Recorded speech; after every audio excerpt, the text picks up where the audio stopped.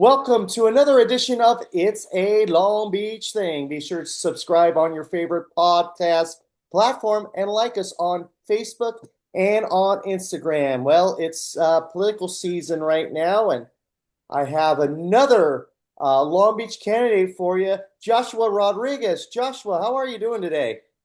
I'm good, Paul. Thank you for having me. I really appreciate it. Well, I appreciate you making the time because I know that you're making the rounds all over the city, getting your name out there, the old shaking hands and kissing babies. I'm sure you're doing that every single day right now. Well, I'm trying my best. It's hard when I'm a full-time police officer and I got three kiddos, so I'm doing my best to be out there. Right now, I'm on my scheduled vacation, so I'm definitely trying my best out here. Right on. So let's start here. What is your first association with this great city of Long Beach? Okay, so long story short, I joined LAPD in 2012, and then I met my wife on a blind date in 2013. And so I know that those don't really sound connected, but that's kind of how I met her. So our friends hooked us up. We met at District Wine in downtown Long Beach, and we hit it off from there. She grew up in Long Beach, and so as we were dating, I lived in Woodland Hills at the time, and decided to move down, and so we moved in together at some point, and from there, it's history. I've been here since 2013 and loving the city. It's awesome. Well, let's take it back a little bit because I know you have a background in the military and everything like that. So, where did you grow up? So I was born in North Hollywood. We moved around the San Fernando Valley for a while, and then right after the riots in LA, and actually it was after the earthquake in LA, we moved up to Lancaster. So from Lancaster, it's a very different type of environment there, the high desert. I felt kind of stuck there. I felt like, one, I wanted to serve my country, so I joined the Marine Corps. And so I left and traveled the world, Okinawa, Philippines, Thailand, Hong Kong. Uh, we stopped in Turkey, Egypt, Bahrain, just everywhere around the world. When I got back, I lived in San Diego for a bit at Camp Pendleton. And then after I got out, I joined LAPD. Fantastic. So obviously, Lancaster is much different than Long Beach. I don't need to tell you that, and Oh, yeah. most of the viewers know that. So was there an element? Sometimes idle, especially when you're a teenager, idle hands is not a good recipe for teenagers. To me, teenagers need to be kept busy because their default is mischief. So, with that being said, with you in Lancaster, uh, were you a model high school person? Did you get in trouble? Did you feel like you need to get in the military to kind of straighten anything out, or what was the feeling of wanting to get into the military? I was a big nerd. So in middle school, I played soccer. I played a little bit of uh, baseball, and then I joined the band because I love music. So when I went to high school, I was still in the band. I joined the band for the high school, and but I didn't like the band instructor, so I dropped out of that and went to choir instead. I love singing, so I did choir and joined the ROTC, the junior ROTC program with my high school. I never ditched a day of my life in school. I wasn't a straight A student, I'll tell you that much. I was more like a C for my first 2 years, and then I started to actually apply myself in my last 2 years of high school because I was focused on girls, that age. Uh, so choir, JROTC, and I worked. So I started working at Subway in my junior year of high school. That didn't work out too well because they wanted me to focus more on Subway than on schoolwork. So I quit, and then I went to work at a movie theater, a Cinemark, and from there, CVS, and then joined the Marines after I graduated. So when you joined the Marines, what was your feeling? Was there excitement, anxiety, nerves? What was the thought process when you're like day one on that bus going to boot camp for the first time? What was the feeling like? So I grew up with a stepfather. I call him my dad, and he was a Navy veteran.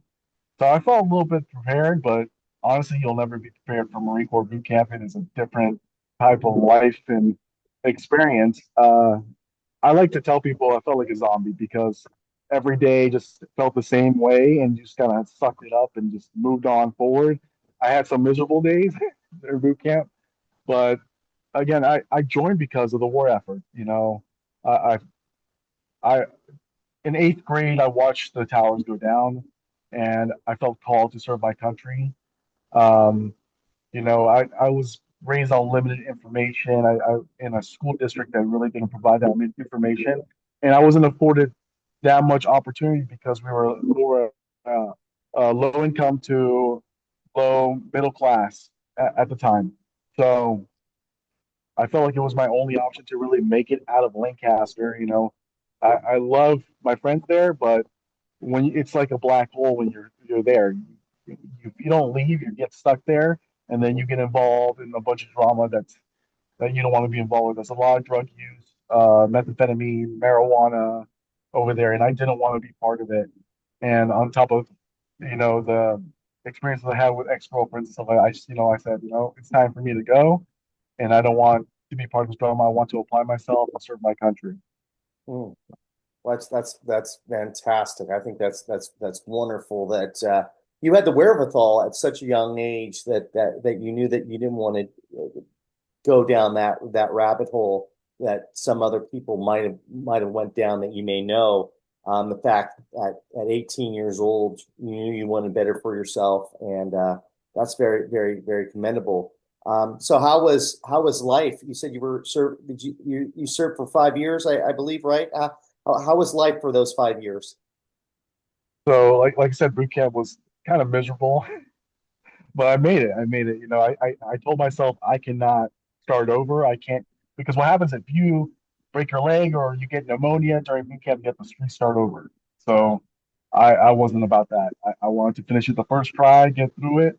Marines, it was a very interesting experience. So after Marine Corps boot camp. I came back. I went back to Lancaster to spend time with the family, and then they sent me to more training in Camp Pendleton.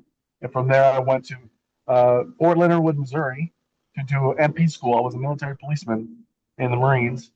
So from there, they sent me to Okinawa. I chose to go to Okinawa because they were deploying to Iraq. But when I got there, I got the surprise that, hey, by the way, we have other plans for you. You're going on a boat. Your job is going to be humanitarian missions or emergency evacuations of embassies. And that was my job. So we trained the entire division, get them ready for humanitarian assistance missions, or if we have to, God forbid, evacuate an embassy. That was my role as an MP there. We also did route reconnaissance, which just means you're driving ahead of everyone looking for bombs and looking for threats. Um, so it was interesting. It was kind of lonely sometimes because there, you have your friends there, but everyone just drinks. And again, it's either you're a gym rat or you're drinking. And I wanted to, kind of dabble in both. I try to be a better person and not get drunk, but it's not possible there. Yeah. Uh, then I got my request to go to Camp Pendleton after my 2 years in Okinawa. And again, I wanted to go there because they were deploying to Afghanistan. And that didn't go through. Instead, I ended up going to Egypt right before I got out for a security mission of the embassy. We did perimeter security on the embassy while the Arab Spring had occurred. And again, it was a very interesting life. Uh, do I regret some of it? I would say no, because I wouldn't be the person I am today. I think that's great. I mean, experiences shape who you are. So after the 5 years of service, and you said that you were in military police MP, uh, is that kind of why you wanted to kind of get into law enforcement after, or was there still some soul searching with that? I've always wanted to be in law enforcement. Again, I grew up in a very structured family, again, with a Navy veteran, um, especially because he came from a third world country. We had different values and views. I'm very conservative. I'm sure you know that already. Uh, I just I felt like it was one of the paths I had to take. And as a journey as a man, I wanted to do something hard, and that's why I chose the Marines. And when I joined LAPD. I applied to 30 agencies, Santa Barbara being the first one, and LAPD being the second one. Um, but they chose a lateral, which just means someone that's already doing the job instead of someone that's new. So I joined LAPD back in 2012, and I also joined the National Guard at the time as well as an MP, and I served out of Ontario for 3 years. So it was a very interesting time. I put a lot on my plate. I always do. It's just like my nature for some reason. Like running for office, and people ask me, if I'm crazy, which again, it might be true. So So you get into LAPD, which is one of the hardest police forces to get into in the nation. I had a good friend of mine who was from Boston, and that was one of his goals that he completed as well. So kudos to you to getting into LAPD. Are you still in LAPD now? I am. So I work in Harbor Division, LAPD. That's San Pedro, Wilmington, and Harbor City. Sorry, my son wants to get into the action now. Again, Hold your horses up. If you're running for office, we need you away from the we need you away from the front lines. again, for me, I'm just trying to provide an option for people, right? I'm tired of complaining. I love Long Beach. I want to do something about it. I have three boys, 2, 3, and 9, and a wife that grew up here. And everyone's seen the change. Everyone's seen the quality of life diminish and the public safety diminish in the city. And there's one thing that I know is public safety. I've been doing this for LAPD for 14 years. I did 5 years in the Marine Corps as an MP, 3 in the National Guard as an MP. And that's one of the big things that you've got to deal with is public safety. Because without public safety and quality of life, you don't have businesses. Residents don't want to stay here. They're going to move out. You're going to get people that move in just temporarily and they're renting, and they generally don't care about the conditions of the city because this is just a place for them to be. I want people that want to be here. Sorry about that. That love Long Beach just as much as that I do. And I want to get into those issues, but Yeah. first, before we get into these issues, I want to go over something that I went over with the other candidate, Chris Sweeney. Is I'm a very positive person, and I want to start with the positive. So, what do you like about Long Beach? So again, I like the ocean. I'm more of an amphibious kind of person now because of the Marines. I just the weather's great. Like I said, I love that it's a little big town. Like I feel everyone knows each other. My wife knows we run into people all the time that we know. Um, Great climate, great people, and I think it's something that's worth fighting for. So, those are a lot of reasons why I love Long Beach as well. Um, this isn't your first time running. How many times have you ran for mayor? So this is my second time running for mayor. I ran back in 2022. Again, for me, I'm a believer. Got put it in my heart to run for office. At the time, they were looking at firing 40% of the police department, which at the time we had 740 officers, and we can't afford to lose that many officers, especially in this climate. So that that was one of my predominant issues in the first campaign. And then I ran for assembly because I was asked to drop out of the council race against Daryl Supernog in the fourth. So you ran for District 4, or did you run for mayor in 2022? So in 2022 mayor, and then in 2024 I ran for District Assembly 4. 69. Okay. No, Assembly 69 with against Josh Lowenthal. Oh, against Josh Lowenthal. Okay. Okay. And then what did you, because you said something about Daryl Supana, who I believe is District 4. What happened there? So I've had some experiences with Daryl. I think he's a good council member. He actually returns your phone calls because I lived in the first, I've lived in the third, and then now I live in the fourth. And so I've had good contacts with them. I just had some disagreements on how he votes, sometimes in line with the rest of the city council just to get along. And I'm not that kind of guy because I'm like, if I feel so strongly about something, sometimes you can't just give up or give in to something. You have to find the middle point, and I'm not a folding kind of guy. So I had a conversation with him, and then I chose to drop out of the race and run for assembly as I was asked to. And then how did that? I mean, obviously, I know Josh Lowenthal won, but what did you learn from running for assembly about yourself? Again, I'm not gonna lie, running for office is miserable. Yeah. I don't enjoy it, but I do love the people here, and that's why I'm here. Again, no matter win or lose, I will be on a ballot. As long as I live in Long Beach, you'll see me on a ballot. Again, we're trying to sustain and to live here and make sure that my kids grow up here. But if they're making it harder here with cost of living, increasing taxes, um, again, it just for me, I didn't really learn much about the assembly race. It was more the mayor's race that really afforded me a chance to meet people and learn. I felt so hopeless at the time because I didn't feel like anyone really thought the way I did. But a as I continued my race, I found a church, I found people, new friends, um, people that aligned with my values, and it made me feel like I had to continue what I was doing. And so getting into it a little bit, but before I get into the issues with you, knowing what you know about running for mayor, running for assembly, and running for mayor again, I don't need to tell you this. You know better than I do. It takes a lot of coin to really have a strong campaign. Uh, so what have you done? You know, I'm sure that I'm sure your campaign's probably stronger this time around than it was in 2022, just because of the lessons you learn and how to campaign and how to fundraise.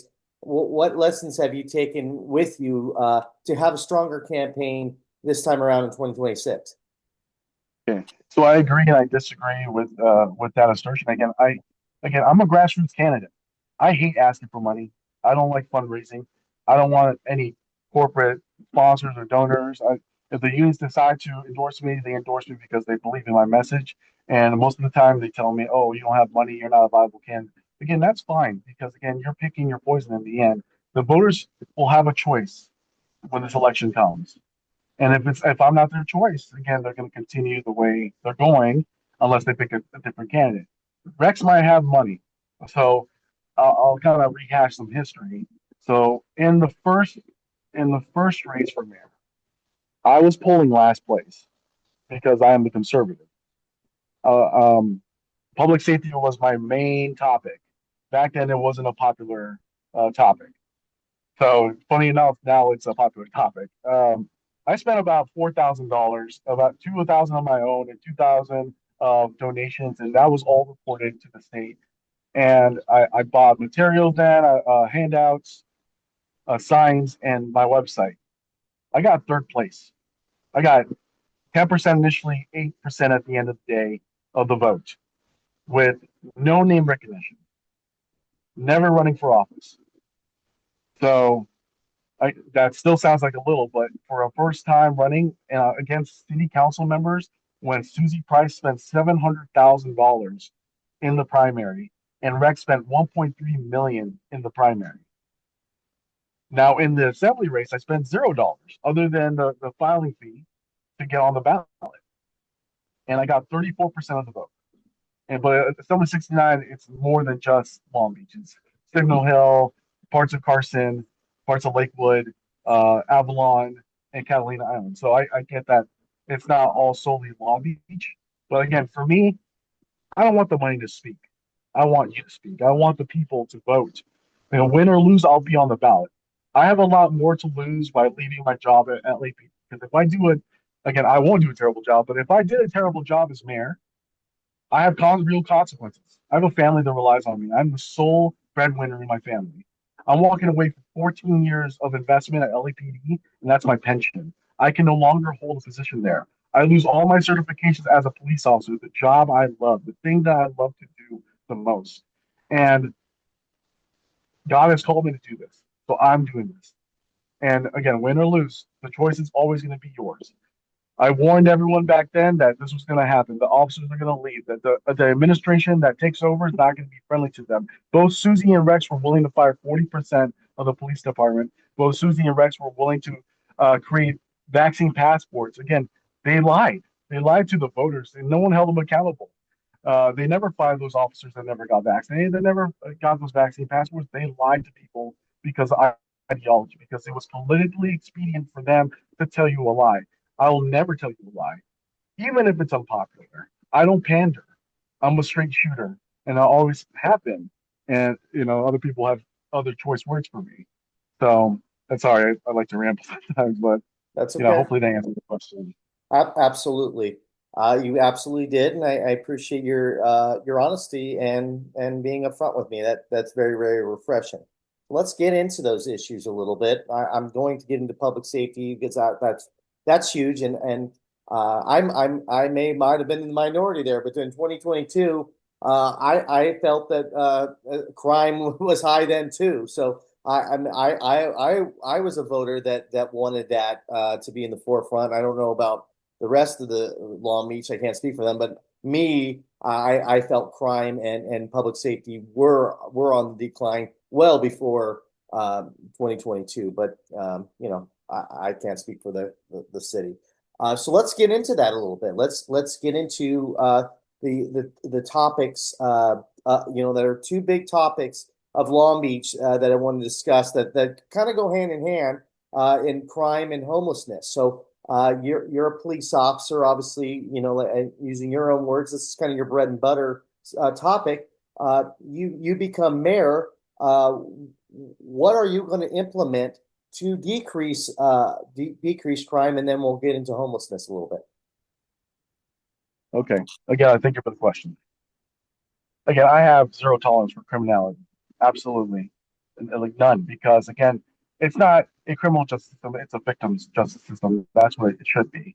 And we've been so lenient on crime throughout the entire state, Los Angeles, Long Beach, that people just will continue to commit the same crimes and not care.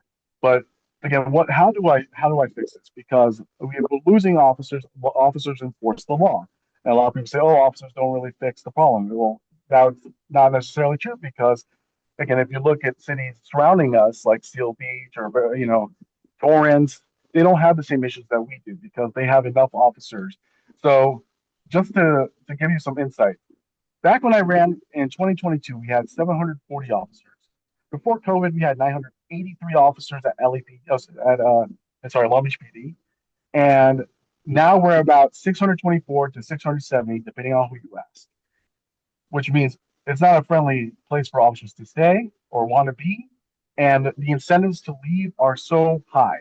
Right now, nationwide, everyone's struggling in recruitment. We have my department, LAPD, recruiting nationwide. Same thing with Long Beach. They're trying, but their budget is limited in terms of recruiting. Applicants have the ability to choose whatever they want.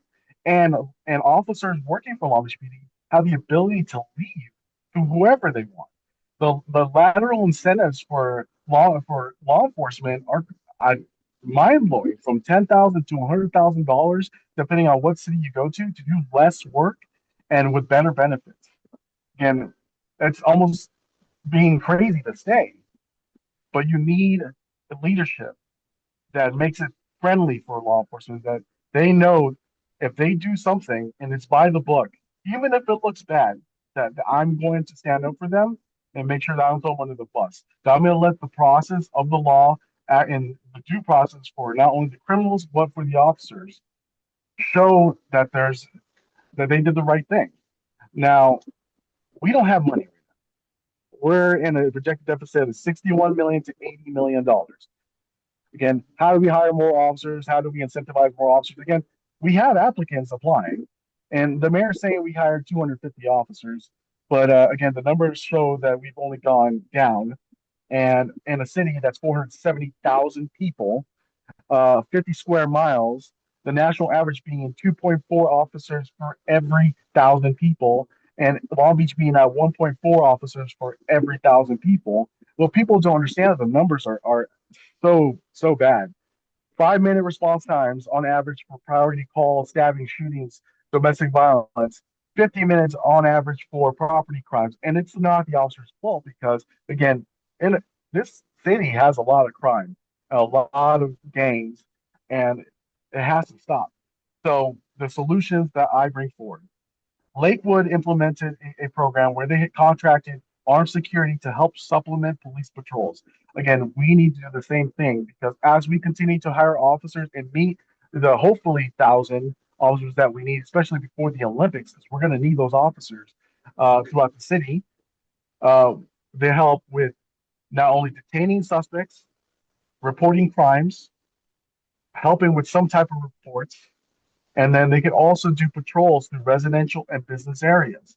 Again, high visibility patrols. Half the battle of law enforcement is just being there, being present, having a posture that we do not tolerate crime. Look at the surrounding cities. Again, Orange County does not deal with these types of messes because they don't play with this. They applaud a trespass arrest. Like that's unheard. Like here, it's hey, you got a gang member with a couple of guns. Now, other solutions I thought, look, again, we don't have money. We need to implement a mandatory crime reporting system for all city employees. Most city vehicles are GPS tracked, so they can press a panic button and report the crime. It's going to be anonymous. I don't want to go after city employees. I don't want to hurt them. But if we find out that a city employee just stood there while a resident or a victim was just pummeled or beat or killed, then we're going to have to write them up. Or we might have to let them go, depending on how bad it is. Because for me, that's a neglect. They served our city, they served you. Just like I serve my city and I serve you. I go back and forth from LA to Long Beach. I've arrested suspects in Long Beach that worked here, and I back and forth. No matter what, we have to serve the public. And what's So your the others, go ahead. what's your relationship right now with Chief Wally? I've never met the man. I'm not gonna lie. I've seen him in passing, but again, I'm very busy as an officer. I have a 410 schedule. I work a mid shift from 10 to 8 p.m. And then I got my three boys. I got juggle running for office, all these things. Again, I don't have any issues with him right now, but I do have an issue with how we select our chief of police because I think the people should select our chief of police. I think the chief of police should be an elected position. It shouldn't be a someone that's a political pawn or a puppet. I'm not saying that Chief Wally is one of those. I'm just saying that I want the process to be where the people choose the type of enforcement that they want. The leadership that we have in the city need to be chosen by the people. And as mayor, you can change that. Again, it's not the mayor can change that, but it would be something that we can try to add to the charter. Again, I think it's a pretty popular position from what I've heard. Even people that are not on my side of the aisle agree with this, that they like this idea because they're the ones picking this person, and it doesn't matter what party or what leanings the mayor has. The chief of police, just like the sheriff that you choose, will be chosen by the people. So the charter will have to be amended. The city council will have to get on board. Again, I think it's worth it. I'm no matter what, I'm going to advocate for it. Is there a city That right now that does that? not to my knowledge. Okay, so if you get it done, Long Beach will be one of the first in California to adopt this new system on Again, I don't on the I police don't want to station. speak out of turn, but again that's highly likely. Okay. I have different types of thoughts. Okay. Well, let's pivot slightly because another issue that plagues Long Beach is homelessness, Yes, and that's connected to crime. definitely. So I take the most I take the strongest stance against this because I have direct experience with this. I have been injured by homeless people that are on drugs. I've been attacked, and I've seen what's happened on the street. I'm not saying all homeless people are bad, but I worked 2.5 years at Venice Beach, and I interacted with a lot of them. Every morning, we would have to wake them up and ask them to remove their tents and get off the sidewalk because they can't block the sidewalks because of ADA American Disability Act. And so we would do that. A lot of them would comply, and some people wouldn't. And for those that didn't comply, we wrote tickets. And then if they didn't pay the tickets, they got warrants. And then if they got warrants, they got arrested. Again, it's not a perfect system, but again, it's still a matter of enforcing the law because we can this is unacceptable. We can't have open needles. We can't have people defecating on businesses, just urinating wherever they want. This is not society, and this is not how society should interact. So my solutions, again, people don't generally like it, but again, it's a real experience. We need help. We need the federal government. We need the state government. We need the county government. They need to activate the National Guard. It has to be a real state of emergency because what people don't know, I was in the National Guard. We have engineers in the National Guard. They can help build emergency facilities and shelters for people, not only here in Long Beach, but also elsewhere. Because again, we don't have the space or the room to build these places. And so I would utilize the National Guard, law enforcement, and volunteers to go through the city, offer the shelter, offer the and assist people that fall under 5150 Welfare Institutions Code, danger to self, danger to others, greatly disabled. Those are the people that it is cruel that we have left them on the street. That they can't care for themselves, they can't make rational decisions, they urinate themselves, defecate themselves, they're emaciated. Again, it's time for those people to get help, and so we offer the help for those that want the help, and for those that can't choose the help, we have to give them help.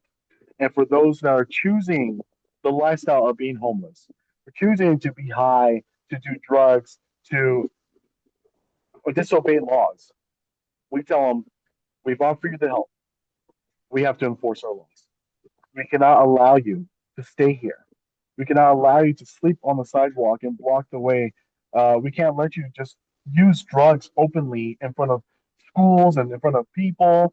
Run around naked whenever you decide to. When you take some acid, like this is done.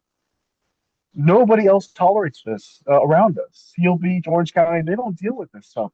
Not as much as we do. We have 3,500 homeless people in the city. I understand having or being nice to people and having compassion because that's what I do for a living. But there are people that they don't care about your compassion. They don't care about your rules. They don't care about how you feel. They'll do everything in the opposite direction. A lot of the homeless people that I interact with are gang members, and they were kicked out by their families. And so all they do all night is they get high, they go steal bikes, they go steal Cadillac converters, they go steal cars. And who does that really affect? The low income people of our city, the people that need that car to go to work, to buy their groceries, to go to the hospital. Those who are the real people that get affected, not anyone that's in Belmont Shores. Yes, they'll have property crimes of maybe a catalytic converter, but they can just rent a car. They have those options. The people I work for, the majority of my victims are low income people. And the homeless people that I deal with, again, I'm not saying all of them, but the ones that are repeat offenders, they do not care about how you feel.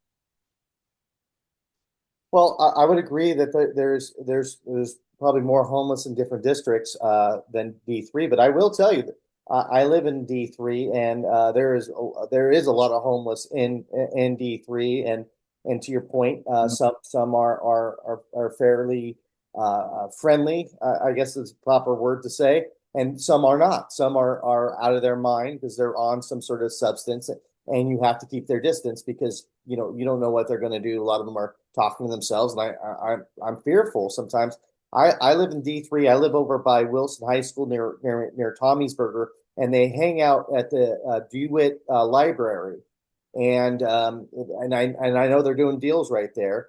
And I see them, and like I'm worried for their I'm actually worried for their safety because they're talking to themselves, and some of them, are Anaheim's a very busy street, and they could get hit at any moment in time. So it's not just it's all over Long Beach. Yes, I'm sure in probably District 8 or District 9 there might be more homeless, but there's still quite a bit in all of Long Beach. I don't know this answer, so I'm going to ask you this answer. You talked about uh, activating the National Guard. Again, isn't that a governor thing? Isn't that the state of California that needs to do that? Can a mayor have the authority to activate the National Guard? No, again, you're right. The governor is supposed to, and that's why I said we need the help. We Hmm. need the help from the federal government, from the state government, from the county government, because this is not something that it's a Long Beach problem. Not a lot of these homeless people that are on the street, and as you talk to people, they're not from Long Beach. Because if they're from Long Beach, most of them would have families here, and we will be able to find resources for them. So again, it's just we can't be handling the nation's problems. I know we've invited a lot of these things because we are a sanctuary state, and other states have sent their people here that are homeless or their undocumented population. But again, it's we can't sustain this. We spend $40,000 for each homeless person, and then that includes the people that don't even want the help.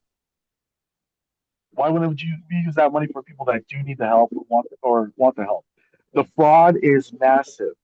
We see the fraud everywhere. Chris Sweeney uncovered a little bit of it, but look, they just came out with an article. NBC uh, LA just came out with an article talking about $23.6 million was given to a nonprofit. They don't even know what they spend the money on, and they're still uncovering a lot of fraud. And it just what this has to stop. We need results based use of our taxpayer money. We need receipts. We need to know track every single dollar that we're spending on this issue. And again, we need the help from the federal government, from the state government, because this is just too large of an issue for us to deal with. It is. You mentioned Seal Beach and you mentioned Torrance, and I want to throw Torrance. I want to throw Seal Beach out, and the reason why I want to throw Seal Beach out because it's a different county. It's Orange County, and it's a Yeah. different district attorney. But Torrance is L.A. County, and I believe they have the same district attorney as us. So what is Torrance doing well that we can implement here in Long Beach? Again, quite simply, tolerance. Tolerance, because a lot of the time for Los Angeles, we're told, hey, be nicer to the homeless. You're not supposed to target them. We're not targeting them. If they're breaking the law, they're breaking the law. In fact, they've kind of taken away a lot of our radio calls because they'll send out someone resources. A civilian will respond and try to offer them housing or shelter, which is great. But almost every time that I've requested that resource, none of them have taken it. None of them have left with them or taken shelter. The only nonprofits I've ever seen be effective in the city was a nonprofit. It was a church. They got people to group homes. We packed them up, got them into the car. I took them in my patrol car with permission of my supervision to these places. Again, they were more effective than the city of Los Angeles, who just gave out uh, McDonald's vouchers. But you look at not only Torrance, you have El Segundo, you have Beverly Hills. Again, they have a different type of, how do I put it, enforcement. Again, they don't put up with anything. If you break the law, if you're someone that's going in there to steal, they're gonna throw the book at you. They're gonna seek the. Again, I don't want to be soft on criminals anymore, because the victims deserve to be given them their property back and given justice. I want to switch gears a little bit, and it might be a topic that you're not as strong with, but I'm sure you're up on it. Running for mayor is I hear a lot, and I'm an entrepreneur myself, and we're not known. Long Beach right now, once we were, but right now we're not known as a business friendly city. There's a lot of red tape when you're looking to get permits and get things done, but yet a lot of times they're a little bit more lenient on street vendors, and then some of these brick and mortar restaurants get hurt because they're real lenient on these street vendors, but yet the inspectors, the food inspectors, they're really hard on the brick and mortar, but the food vendors not. So what can we do to make Long Beach more business friendly and bring in the best of the best bring in the best of the best, bring entrepreneurs into the city, wanting to be in the city and start a business. I love small businesses. So I actually just had a meeting with the Long Beach Restaurant Association, and they absolutely loved what I had to say because I care about the business. The city is undermining all the restaurants in the city. They just passed an ordinance to allow micro enterprise for people to cook in their kitchens. If they're leasing or renting an apartment, they can now cook and just serve food out of their house. Again, they don't have to go through, like you said, public health. They don't have to really have permits. And why would they even go get a business license? If they're allowed to just do it, they're going to do it because we already have people doing that. What people don't understand is the safety conditions that really hurt people out there on the streets. Because I've seen it. I've seen horchata be made in the tub, like with roaches around it. It's gross. There has to be a standard. And the people that invested the most are the business owners, the people that put their life, like all their money on the line to open up a brick and mortar. Like, I want to be on their side. So whatever I can do, again, cutting red tape, cutting time periods. If we can do like an initial inspection, telling me you got to fix this, okay, I will be back. You can start operating, but again, if we come back and it's not, we're going to shut you down. I think that's a better approach. Like, hey, we do an initial inspection. We tell you just quickly fix these things. We'll come back if you didn't fix these things, then we're gonna have to tell you you're gonna have to fix the things. But we want you making money. We want you to generate revenue because we understand the longer you stay closed, the less money you make, the less money that we make. Again, vice versa. And I don't even like taking money from people. I'm tired of the city taking money from anyone. But again, we have to function somehow, right? But we can't just keep increasing taxes. So in terms of vendors, because we see it everywhere through the city, and Lena Gonzalez passed this, and I know I like street vendors, but again, the conditions where they cook their food are not sanitary a lot of the time. And I think competing with a brick and mortar business, and sitting up in front of them is just disrespect. You're just spitting in their face. So if we can find a way to, make policy or ordinances where, like, look, you can set up in this parking lot, you can set up here. You're not interfering with anyone else's business. So if people choose to come shop from you, great, sounds good. Again, if you're going to be a food truck, again, I like it. You bought the vehicle, you got the inspection, you got all the permits, then perfect. But as if you're just going to set up a shop and make tacos on the side of the street, and no one knows where you're getting your meat from, and we don't know how you prepare your food, and I've never seen you wash your hands ever, like, this is not safe for the public. And we spend so much money on public health. We spend over $187 million on the public health department. Like, this is ludicrous. This is not how society functions. What areas that we haven't spoke about that you would like to cover and as mayor of Long Beach? Again, I have a simple platform because we are failing at the basics of government. Again, public safety. Again, everyone says, "Oh, police are not the solve for everything." That's not true because we're losing business because it's not safe here. We don't have investors that want that set up shop here. Oh, where are they setting up shop at? At the LBX, by the LBX, where it's nice and clean and safe. By the airport, where there's police present in the fourth district, in the fifth district. What about the first? What about the ninth? They don't set up there. This is crazy. We need public safety. Everyone's complaining that, oh, look, we got prostitutes up in the ninth district and no one's done anything about it. And they're walking around. There's kids seeing women with their all their stuff out. This has to stop. This is not appropriate for our society, for our people. Again, I want to find a way to find the middle of the road. But some things you can't find the middle of the road, and public safety being one of them, because with public safety, you improve quality of life. Quality of life means that we're going to get more revenue because businesses will want to invest. We're a city that's safe, a city that's clean, a beautiful ocean. We have everything that sells the dream right here. This is paradise, and we're setting it on fire with people. I, I just don't understand, and I'm hoping that the consistency that I've brought up about public safety because I am the public safety. I am that candidate. I'm the cop. I'm the cop for mayor. I want to serve everybody here. And I know you run a real lean and mean campaign, but if people do want to help you out and contribute to your campaign because they like what you said, they like you said the conservative message, or want to have a sign in front of their lawn to support you, how would they do so? Okay, so I'm running out of signs, unfortunately. So, look, I have a website, Josh, the number four, lbcmayor.com, JRod for LBC Mayor on Instagram and X, and on Facebook, Joshua Rodriguez, and then I have my own little political page, Joshua Rodriguez for Long Beach City Mayor. Again, I don't want your money. I don't want your money. I'm getting yelled at, so I might set up a bank account because I have to show how I do expenses.